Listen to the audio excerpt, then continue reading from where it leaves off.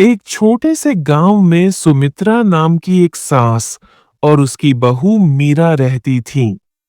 सुमित्रा एक सख्त मिजाज की महिला थीं, जो पुराने रीति रिवाजों को मानती थीं।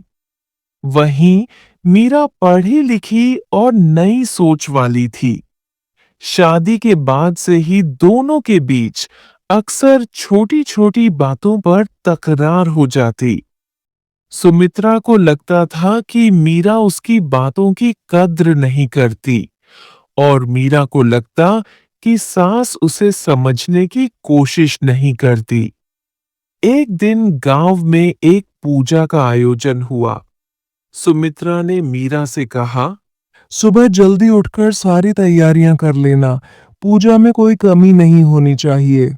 मीरा ने अपनी सास की बात मान ली और सुबह से ही काम में लग गई।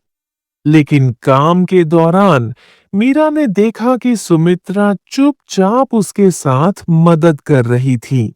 जब मीरा ने पूछा, अम्मा, आप क्यों कर रही हैं? आप तो कहती हैं ये सब मेरा काम है।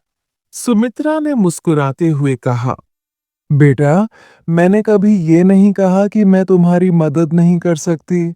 मुझे लगा तुम मेरे तरीके से खुश नहीं हो, पर आज मैंने सोचा तुम्हारे साथ काम करूं तो शायद हमारे बीच की दूरियां कम हो जाएं। मीरा की आंखों में आंसू आ गए। उसने सास का हाथ पकड़कर कहा, अम्मा, मुझे भी लगता है कि मैंने आपको ठीक से समझने की कोशिश नहीं की। हम दोनों मिलकर इस घर को और खुशहाल बना सकते हैं। उस दिन के बाद से सास और बहू के रिश्ते में प्यार और समझदारी आ गई। दोनों ने अपने मतभेद भुलाकर एक दूसरे का साथ देना शुरू कर दिया। हर रिश्ता समझदारी, संवाद और आपसी सम्मान से मजबूत होता है। अगर हम दूसरों के नजरिए को समझने की कोशिश करें, तो रिश्तों में मिठास बनी रहती है।